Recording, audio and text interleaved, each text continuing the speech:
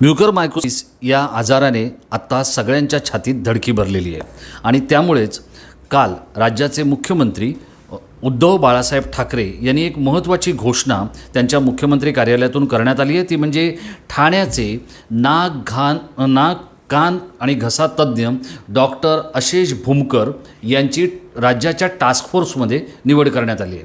ही निवड जाहीर झाल्यानंतर सगळ्यात आधी त्यांना पकडण्याचा किंवा त्यांना गाठण्याचा प्रयत्न माय महानगरने केला आणि हा जीवघेणा आजार जो कॅन्सरपेक्षा वेगात पसरतोय तो आपण थेट समजून घेणार आहोत डॉक्टर अशेष भूमकर यांच्याकडून। सर नमस्कार। नमस्कार। या मला सांगा, सगळ्यात आधी तुमचं अभिनंदन। राज्याच्या टास्क फोर्समध्ये मुख्यमंत्र्यांनी तुमच्या नावाची घोषणा केली आहे, तुमची प्रतिक्रिया काय नेमकी? नाही, खूप मोठी जबाबदारी आहे आणि प्रतिक्रिया असं आहे की मला असं खंबीरपणे उभं राहायचं आहे ह्या विश्वासासाठी साहेबांनी ठेवलेल्या की 100 दिवसाच्या आत हा आजार आम्हाला काढून टाकायचा आहे, महाराष्ट्रातनंच नाही इंडियामधनं। ह्या धोरणेने मी हे काम करणार आहे। पण मला एक सांगा की कॅन्सरपेक्षा म्युकरमायकोसिस हा भयंकर समजला जातो, तो झपाट्यानं पसरतो। आपल्या प्रेक्षकांना आपल्याला हे सांगायचं आहे तो नेमका कसा पसरतो, पण त्याआधी या आजाराचं मूळ किंवा या आजाराचं मुख्य ज्याला आपण वंशज म्हणतो ते आहे सायनस, हे बरोबर आहे? तर आपण पहिलं आपल्या प्रेक्षकांना हे समजून सांगूया की सायनस म्हणजे नेमकं काय? हो, सायनस म्हणजे काय खूप लोकांना माहिती नसतं। हे आपलं इथे नाक आहे, या नाकाच्या बाजूला एका उजव्या साईडला आणि डाव्या साईडला अशा 4 खोल्या असतात, एकीकडे 4 दुसरीकडे 4 असं मिळून 8 खोल्या असतात आणि ह्या नाकाच्या आणि ह्या खोल्यांच्या मध्ये एक एक खिडकी असते। दरवेळी आपण श्वास घेतो आणि श्वास सोडतो तेव्हा हा जो श्वासातला हवा जी आहे ही या खिडकीतनं नाकातनं सायनसेसमध्ये जाते। सायनसेसमध्ये त्या खोलीमध्ये ती हवा खेळते आणि तर ते सायनस नॉर्मल राहतं। सो आपण जो श्वास घेतो तो सायनसमध्ये त्या खोलीमध्ये खेळतो। हे नैसर्गिकपणे त्याला हेल्दी ठेवण्याचं मेकॅनिझम आहे निसर्गाचं।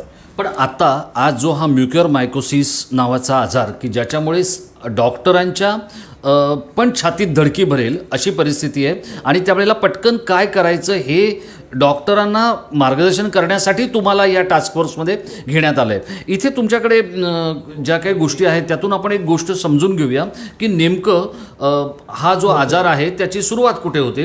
कारण तो बघा, डोळ्याचे डॉक्टर, कानाचे डॉक्टर, घशाचे डॉक्टर, या दातांचे डॉक्टर या सगळ्यांशी संबंधित आहे आणि तो इतका जीवघेणा का झाला आहे? आता ह्याला ना सर्वात चांगलं कंपॅरिझन ह्या म्युकरमायकोसिसला एक भयंकर विषारी मुंगळा असं त्याला आपण एक ॲनॉलॉजी देऊया। आता हा जो मुंगळा आहे हे प्रथम असं होतं आहे, अशाच फक्त पेशंटमध्ये होतं आहे ज्यांना तो माणूस न राहता साखरेचं पोतं बनतो, म्हणजे त्याच्या ब्लडमधली शुगर इतकी जास्त वाढते की हा म्युकोरचा मुंगळा त्या शुगरला बघून किंवा त्या शुगरमुळे त्यांच्या रक्तवाहिन्या रेड ब्लड सेल्स असतात त्याच्यातनं एक फ्री आयर्न रिलीज होतो। म्हणजे सोप्या भाषेत सांगायचं की जेव्हा रक्ताचा पाक बनतो, साखरेचा पाक, त्यावेळी ही जी रेड ब्लड सेल आहे ह्याच्यामधनं आयर्न बाहेर रिलीज येतं। हे जे आयर्न आहे हे या मुंगळ्याचं खाद्य आहे आणि ह्या ज्या पेशंटमध्ये त्यांच्या रक्तात फ्री आयर्न जे हायपर शुगरचं लेवल खूप वाढल्यामुळेच बनतं त्यांना हा त्रास होतो। म्हणजे ज्यांना डायबिटीस आहे त्यांनाच होतो की इतर कोणालाही होणार? इतर कोणाला नाही होत। ज्याची शुगर वाढत नाही किंवा ज्याची शुगर कंट्रोलमध्ये आहे त्यांना हा आजार होऊ शकत नाही आणि आमची हीच मोहीम आहे। मी ह्या बेसिसवरती बोलतोय की 100 दिवसाच्या आत हा आजार आपण महाराष्ट्रातनं नष्ट करून टाकणार आहे, जे इतका शुगर कंट्रोल करणार आहे। आत्ता काय होतं आहे, कोविडमुळेच शुगर वाढते लोकांची, ज्यांना पूर्वी डायबिटीस नव्हता। कोविडच्या अत्याचाराने पॅनक्रियाजवरती पण त्रास होतो आणि शुगर मेकॅनिझम, पूर्वी आम्ही शुगर एक 300-400 राहिली 2-4 दिवस तर काही नुकसान नाही, ती पटकन आपल्या खाली येईल किंवा साध्या गोळ्याने नंतर तिच्याकडे लक्ष देऊ असं आमचं प्रत्येक डॉक्टरचं जगभर असंच ओपिनियन असायचं। पण आता ते अफोर्ड नाही करू शकत आपण। रोजच्या रोज कोविडच्या पेशंटला शुगर त्याची कंट्रोल ठेवण्यासाठी डॉक्टरनी मदत केली रोजच्या रोज, हे 4 दिवसांनी 5 दिवसांनी चालणार नाही, तर हा म्युकोर त्या पेशंटला येणारच नाही। सो नॉन डायबिटिक्समध्ये येत नाही, डायबिटिक्समध्ये पण त्यांचा कंट्रोलमध्ये त्यांचा येत नाही। काही जणांना पूर्वी डायबिटीस नसताना कोविडमुळे जो ट्रान्झिएंट डायबिटीस होतो तोही खूप जास्त झाला, तर त्याची शुगर आपण व्यवस्थित कंट्रोलमध्ये ठेवली तर हा मुंगळा तुम्हाला लागू शकत नाही. सर, आपल्याकडे पहिला जो पेशंट कोरोनाचा सापडला तो 31 डिसेंबरला सापडला, म्हणजे 31 डिसेंबर 2019ला, आणि त्यानंतर त्याचा फैलाव जोरात सुरू झाला. म्युकरमायकोसिस हा त्या तुलनेनं खूप झपाट्यानं पसरतो असं म्हटलं जातं. नेमकं वास्तव काय? कारण 111 रुग्ण आता सध्या आपल्या महाराष्ट्रात आहेत असं राज्य सरकारचं म्हणणं आहे. आरोग्यमंत्र्यांनी काल ती माहिती दिली. याची जी लागण आहे किंवा याची जी पसरण आहे ती नेमकी किती जीवघेणी आहे? एक फार चांगली गोष्ट याची म्युकरची अशी आहे की एका माणसापासून दुसऱ्या माणसाला तो होत नाही. So it is not infectious at all. हे तुमच्या शरीरात तुमच्या ब्लडमध्ये शुगरचं प्रमाण विचित्रप्रमाणे हाय झालं तरच तुम्हाला हे म्युकरमायकोसिस होऊ शकतं. जर एकमेकांच्या बाजूला कोण आहे तो समोरचा पेशंट काही नाही, एकमेकाकडनं ते जात नाही. आता हे म्युकरचे जे फंगस आहे त्याचे स्पोर्स हवेमध्ये सगळे असतात. तुम्ही आणि मी पण ते श्वास घेतो, पण आपल्या ब्लडमध्ये फ्री आयर्न नाही आहे म्हणून आपल्याला म्युकॉर होत नाही. आणि फ्री आयर्न का नाही आहे? कारण आपलं ब्लड शुगर चांगलं कंट्रोलमध्ये आहे किंवा नॉर्मल रेंजमध्ये. सो मूळ सगळं शुगरच्या कंट्रोलशी आहे. आता कोविडचं आणि ऑक्सिजनचं नातं चांगलं करण्यासाठी डॉक्टरला स्टिरॉइड द्यायची गरजच पडते. आणि स्टिरॉइडचा आधीच कोविडनी शुगर वाढते आणि ऑक्सिजन चांगला जाण्यासाठी, जीव वाचवण्यासाठी डॉक्टरला स्टिरॉइड द्यायला सांगतो. ती वाढलेली शुगर अजून काही पटीने वाढते. आता ह्याला आपण 10 दिवसात हळूहळू कमी करतो, पण ते 10 दिवससुद्धा आपण तेवढे द्यायचे नाहीत या पेशंटला. पहिल्या दिवसापासूनच ती शुगर कंट्रोलमध्ये आणायची. पण सर, आता हा जो आजार आहे म्युकरमायकोसिस हा बुरशीजन्य आजार आहे किंवा तो त्या प्रवर्गातला किंवा त्या जातकुळीतला तो आहे असं म्हटलं जातं. या बुरशीची लागण नेमकी कुठे होते ते आपल्या प्रेक्षकांना समजतं. तुम्ही जे पहिला कॉमेंट केला की हा कॅन्सरपेक्षा फार वाढणारा म्हणजे असा कोणता आजार आहे, तर हा जो मुंगळा आहे किंवा हा जो फंगस आहे हा आपल्या रक्तवाहिनीत, मी म्हटलं रक्तातलं साखर वाढली आणि आयर्न वाढलं की त्यात जातो आणि मग त्या रक्तवाहिन्यांमधनं तो त्या बोगद्यातनं तसा जात राहतो पुढे पुढे.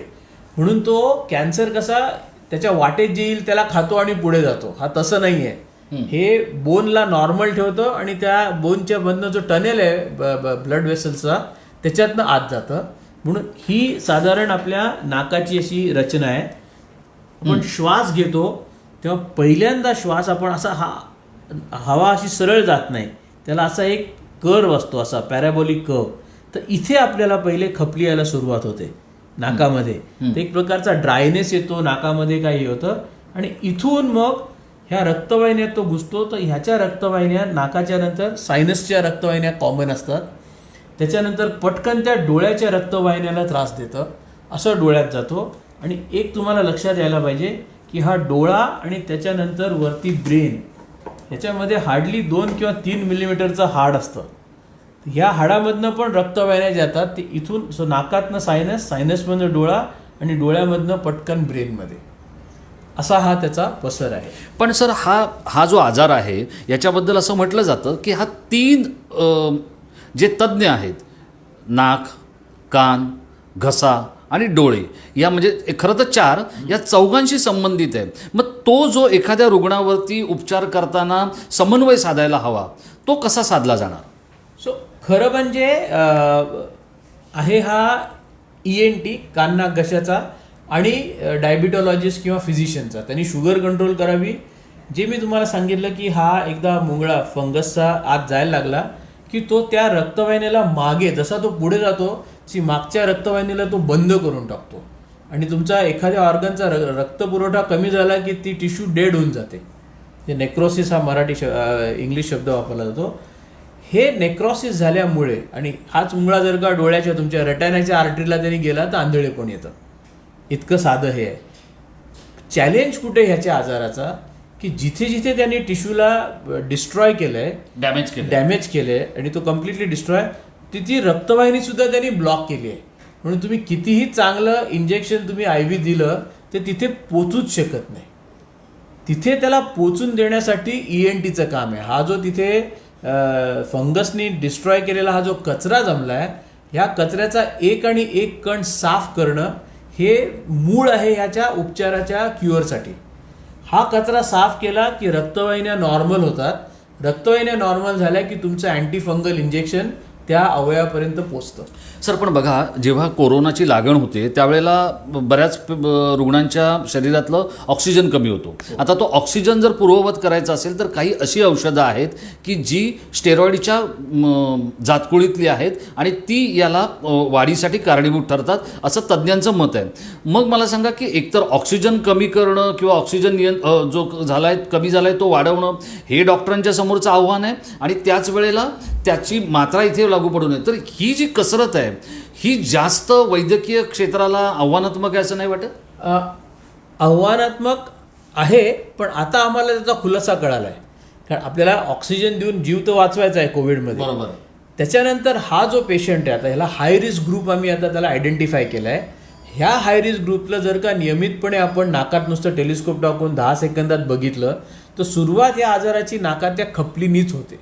हो का? खपलीनीच होते. मग कारण मग हा आपल्या हा प्रेक्षकांना श्वास आहे. तुम्ही काय सांगाल की कशावर नेमकं लक्ष ठेवायचं? सो हे ज्यांचं शुगर अफाट वाढलंय यांनी त्यांच्या डॉक्टरशी शुगरच्या डॉक्टरशी कंट्रोलमध्ये राहावं आणि जवळच्या कोणत्याही कान्ना घशाच्या डॉक्टरकडे साधं मशीन असतं ते आत टाकून त्यांनी आत बघावं. ह्या पहिल्या खपलीच्या स्टेजला जर का आपण ही आजार पकडला, कारण ती खपली सहजपणे काढता येते, लॅबोरेटरीमध्ये टाकून हा फंगस त्याच्यात आहे का नाही हे 24 तासात कळतं. ह्या स्टेजला आपण पकडलं तर इंजेक्शन देऊन तो पेशंट एकदम 100% बरा होऊ शकतो. बरा होऊ शकतो. 100% बरा होऊ शकतो. पण सर मला आता दुसरा आपल्या प्रेक्षकांसाठी एक वेगळा मुद्दा तुम्हाला विचारायचा आहे. हां. फक्त कारण हा आपण नाक, सायनस, डोळा ह्याच्यात नेक्रोसिस झालं तर हा आपण ऑपरेशन करून सहजपणे साफ करू शकतो.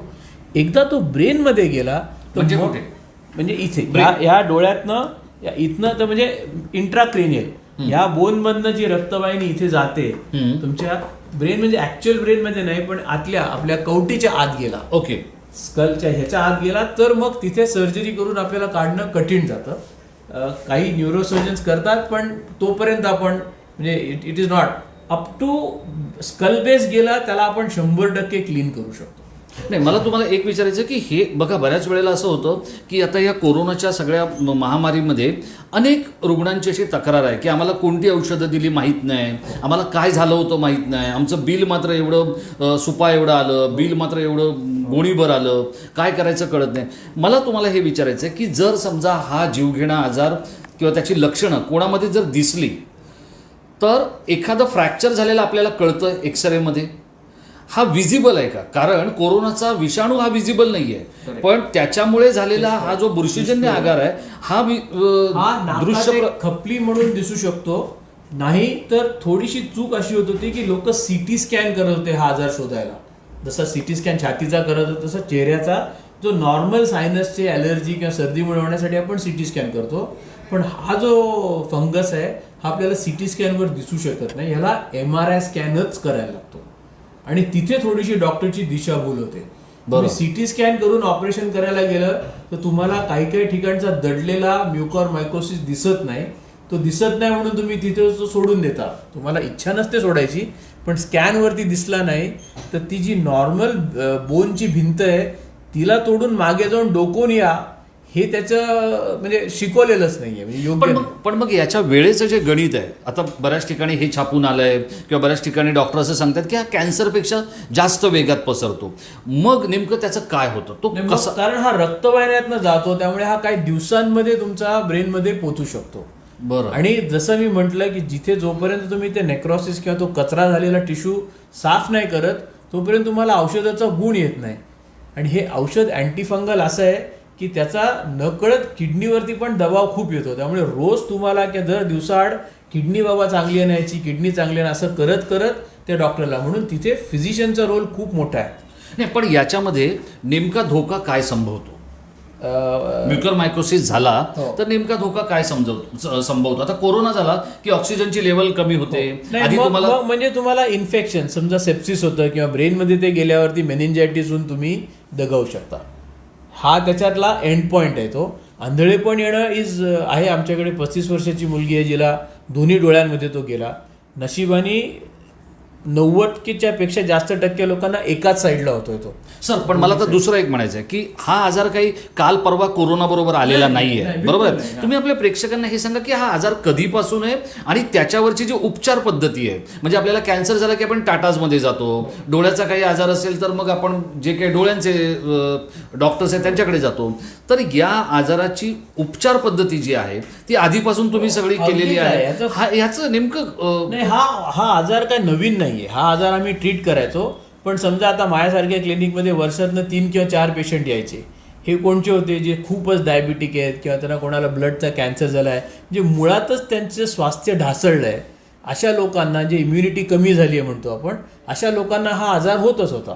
काही जणांना कानात होतो, काही जणांना डायरेक्ट स्कलबेसमध्ये होतो. आणि हे थोडंसं विचित्र एंड स्टेज असते लाईफची, हे होणार आहे. पण आता जे होतं आहे हे 20 वर्षाच्या 30 वर्षाच्या मुलालाही होतं आहे. एक तर नंबर वाढला आहे आणि ज्यांना पूर्वीसारखा डायबिटीस नाही तसं कोरोना कुठेतरी त्यांच्या शरीरच्या स्वास्थ्याला ठिसूळ करत आहे. आणि ह्याच्यावरती सगळ्या फिजिशियन्स आणि यांचं लोकांचं लक्ष आहे. मला एक सांगा की आत्ता कोरोना हा आपल्यासाठी चिंता, म्हणजे मुख्यमंत्र्यांसाठी, सरकारसाठी, पंतप्रधानांसाठी चिंता ही आहे की आपला देश हा तसं बघितलं तर गावखेड्यांमध्ये वसलेला आहे. आजही मोठ्या प्रमाणात लोकसंख्या ग्रामीण भागात आहे आणि आत्ता कोरोना ग्रामीण भागात गेला आहे हे जास्त आव्हानात्मक आहे. म्युकरमायकोसिसच्या पार्श्वभूमीवर जर आपण पाहिलं तर ग्रामीण भागातली आरोग्य व्यवस्था आणि तिथली उपचार पद्धती, तिथले डॉक्टर, या सगळ्या गोष्टी किती कसोटीवर आहेत. कसोटीवर जसं सगळंच अर्बन आणि रुरलच्या मध्ये जे काही डिवाइड आहे ही सत्य परिस्थिती आहे. म्हणजे त्याला काही हे नाही की आपल्याकडे ठाण्यासारख्या ठिकाणी 10 MRI स्कॅन असले तर गावामध्ये एखाद दुसरंच असतं. त्यामुळे बेसिक डायग्नोसिससाठी कॉम्पिटंट डॉक्टर सगळीकडे आहेत. इंडियन डॉक्टर आता तुम्ही नांदेडमध्ये म्हणा, धुळ्यामध्ये म्हणा, मुंबईच्या डॉक्टर, ठाण्याच्या डॉक्टरला तोड देणारे सगळीकडे आहेत. असं वाटतंय तुम्हाला? 100%. म्हणजे मी आपल्या प्रेक्षकांसाठी आणि या संपूर्ण सगळ्या व्यवस्थेसाठी डॉक्टर अशेष भूमकर जी सांगतायत ती एक गौरवाची गोष्ट आहे की जे तरुण डॉक्टर आहेत ते देखील या ज्येष्ठ डॉक्टरांसारखीच प्रॅक्टिस करतायत. म्हणजे त्यामुळे तिथे चिंता करण्याचं कारण उच्च नाही. दर्जा, ॲब्सोल्युटली उच्च दर्जा, there is no question. Absolutely quality. कारण तसं ते जसं म्हणतात ना अर्थ इज फ्लॅट, तसं मेडिकल याच्यामध्ये आता असं काही राहिलेलं नाही की मुंबईत चांगलं आहे. काही आजार, लिव्हर ट्रान्सप्लांट्स वगैरे इथे होतात काही आजार, पण जे ऑपरेशन केले जातात, जे काय केले जातात ते अगदी उच्च दर्जाचे केले जातात. त्यामुळे म्युकॉरची सर्जरी धुळ्यामध्ये म्हणा, नांदेडमध्ये म्हणा, कोल्हापूरमध्ये म्हणा, मिरज तितकीच चांगली होईल जर आपण एक व्यवस्थित त्याची चौकट केली की MRI बघा, शुगरला एकदम कंट्रोलमध्ये ठेवा, साफ करा आणि ॲम्फोट्रेसिन पी द्या. सर, हे गणित मांडलं आपण तर 90 ते 95% पेशंट मरणार नाही त्याची गॅरंटी आहे. सर बघा, जेव्हा कोरोना आला म्हणजे पहिली लाट आली त्यावेळेला नेमकं कोणतं औषध याच्यावर लागू पडेल हे खरंच डॉक्टरांना माहीत नव्हतं. खरं म्हणजे अजूनही नाही माहिती. ही वास्तविकता आहे. आज सकाळी स्टॅनफोर्ड युनिव्हर्सिटीचा 1 तासाचा वेबिनार झाला. अजून त्यांच्याकडे पण एवढे मोठे मोठे नोबेल प्राईज जिंकलेले सायंटिस्ट आहेत, त्यांच्याकडेही उत्तर नाही आहे अजून. म्हणजे मेडिकल सायन्सला अजून कळलं. स्पेसिफिकली कोविड-19 व्हायरस ह्याला आपण एक उंदीर समजलो, ह्या उंदराला मारायचं औषध अजून मेडिकल सायन्सकडे नाही. मेडिकल सायन्सकडे झुरळाला मारायचं औषध आहे. डॉक्टरला वाटतं ज्याला झुरळ मरतंय ना तर थोडंसं कुठेतरी उंदीर वीक होईल म्हणून हे पण ते, अरे नाही यांनी मुंगी तर मरते ना, मग जरा थोडंसं असे सगळे. याच्यामुळे म्युकरमायकोसिस डेव्हलप झाला असं वाटतं? याच्यामुळे झाला असं गणित नाही आहे, पण नकळत आपण शरीरावरती अत्याचार करतोय. हेतू आपला फायदा द्यायचा आहे पण त्याच्यात कदाचित आपल्याला कळलेलं नाही आहे. तर आता म्युकॉरने आपल्याला परत सगळा पुनर्विचार करायला लागेल. जे काय आपण औषधं देत होतो त्याचा खूपच गुण असेल तरच द्यावं असं. पण हे आता आय एम नॉट कॉम्पिटंट. हे मोठे फिजिशियन्स आणि मोठ्या लेवलला आपल्याला हे ॲनलाइज करायला लागेल डेटाला. पण पॉसिबिलिटी ती आहे कारण आजच्या त्या सॅनफर्डच्या ह्याच्यात पण जितकं सुरुवातीला जेव्हा तुमचं 90 किंवा 94 ऑक्सिजन असतो त्यावेळी जितकं तुम्ही कमी शरीराला त्रास द्याल तितकं शरीर तुम्हाला जास्त साथ देईल. हे गणित आता डॉक्टर्सना कळायला लागलं. सर पण आता ह्याच्यातली एक दुसरी गडबडीची गोष्ट आहे की जी मुख्यमंत्र्यांनी त्यांच्या फेसबुक लाईव्हमध्ये सांगितली होती की तुम्ही स्वतःला नीट मॉनिटर करा. जर तुम्हाला वाटलं तर डॉक्टरांकडे जा, शक्य असेल तर घरी राहा आणि काळजी घ्या.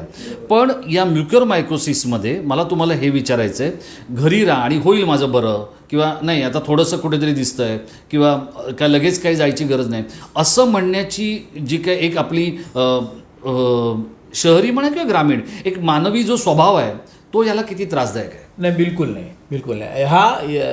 आत्ता काही पेशंट आम्ही 10व्या-11व्या दिवशी बघितलेत कोविडचा आजार, नाहीतर हे टिपिकली 4 आठवडे किंवा 6 आठवड्यांनंतर होत होता. आत्ता तो एवढ्या लवकर का होतोय याच्यावरती अजून आम्हाला उत्तर सापडलं नाही आहे. पण आपल्याला जे काही पेशंटचं शुगर मॉनिटरिंग करायला लागेल आणि ते मॉनिटर करण्यासाठी आपल्याला कदाचित स्टिरॉइडचा वापर कमी करायला लागेल. हे प्रत्येक शरीराच्या कॉन्स्टिट्यूशनवर आहे. पण हा मेसेज तर आता सगळ्या फिजिशियन्सला गेला आहे जो ट्रीट करताय, की रोजच्या रोज त्यांचं शुगर चेक करून रोजच्या रोज त्याला कंट्रोलमध्ये ठेवा. सर, पण आता ज्या पद्धतीत पेशंटची संख्या वाढते, मुंबई, पुणे, अगदी ग्रामीण भागात सातारा, सांगली, मराठवाडा, तर ह्या सगळ्या लोकांमध्ये साखरेचं प्रमाण म्हणजे शुगरचं प्रमाण चेक करणं हे आता डॉक्टरांसमोरचं एक म्हणजे नाही असेल होईल असं नाही करून चालणार? नाही करून, कारण शुगर हा काय होता, स्लो पॉयझन होता. कोविडचं दुसरं होतं की आपल्याला रक्ताच्या गाठी बनायच्या, मग त्याने हार्ट अटॅक यायचा, पॅरालिसिस व्हायचा, पण त्याच्याकडे अक्यूट प्रॉब्लेम येतो, मग त्याच्याकडे लक्ष जास्त दिलं गेलं. शुगर बाबा 4 दिवसांनी खालती आणू ना, काय फरक पडतो हे आपल्याला सगळ्यांना माहिती आहे की 4 दिवस शुगर जास्त राहिली तर काय होतं, हे आपलं मेडिकली नुकसान नव्हतं, पण आता काय होतं ते आता म्युकरने आपल्याला दाखवून दिलं आहे. आत्ता या सगळ्या तुमची टास्क फोर्समध्ये निवड झाली, तुमच्यावर मुख्यमंत्र्यांनी विश्वास टाकला, तुमचं आता पहिलं मिशन काय असणार आहे? कारण ही घोषणा कालच झाली, आज 24 तासाच्या आत आपण भेटतोय आणि तुमच्याबरोबर संवाद साधतोय.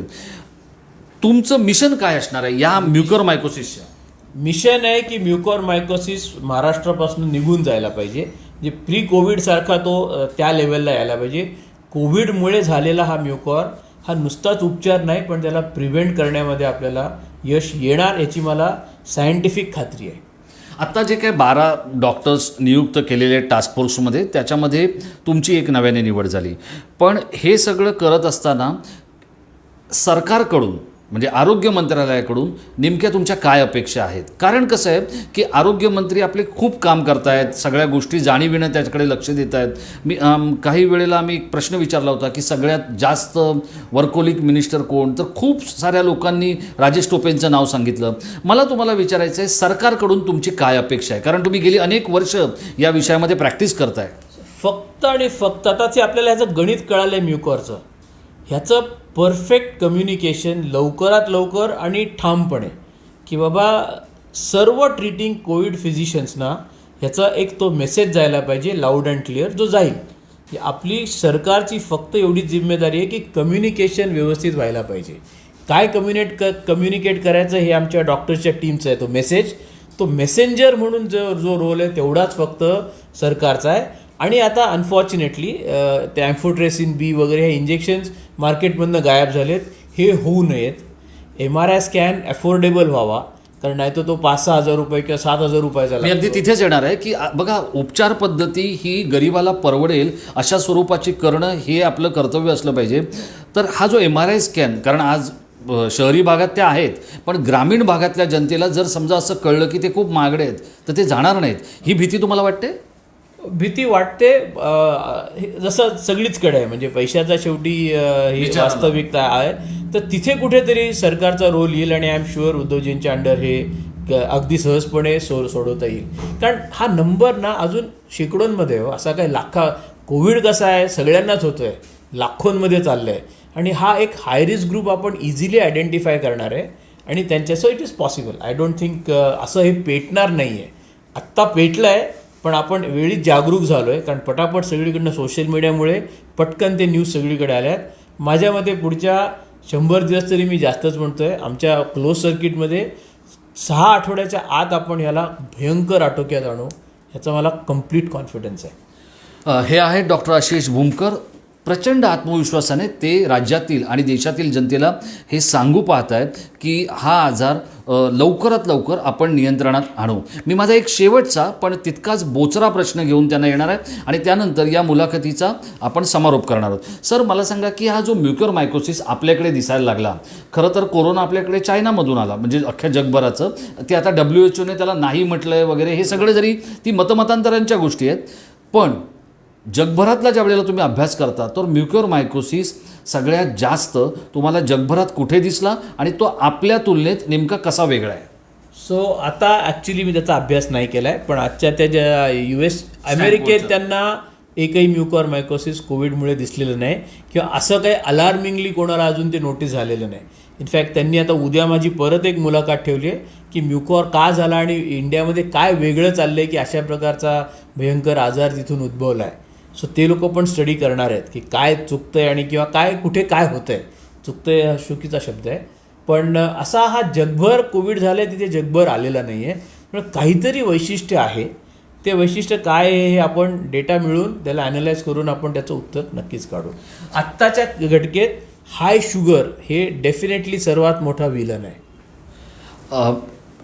अतिसाखरेचं प्रमाण शरीरात असणं हे याचं सगळ्यात प्रमुख कारण आहे असं डॉक्टर आशिष भूमकर म्हणत आहेत. कोविड संपावा अशी प्रत्येकाची इच्छा आहे, कारण कोविडमुळे लॉकडाऊन आहे, तो लॉकडाऊन आता 1 जूनपर्यंत वाढवला आहे आणि तो लवकरात लवकर कमी व्हावा असं सगळ्यांनाच वाटतं आहे. पण त्यासाठी हे नवे नवे आजार आणि या कोरोनामध्ये नव्या होणाऱ्या ज्या काही स्थित्यंतराच्या गोष्टी आहेत या लवकरच थांबतील अशी आपण आशा करूया आणि डॉक्टर आशिष भूमकरांना शुभेच्छा देऊया. डॉक्टर आशिष भूमकर, राज्यातील जनतेसाठी आणि देशातील जनतेसाठी तुम्ही काहीतरी भरीव करावं एवढ्याच माय महानगरच्या शुभेच्छा.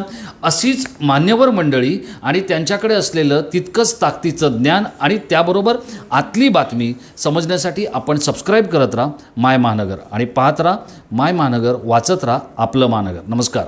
Thank you doctor. Thank you so much.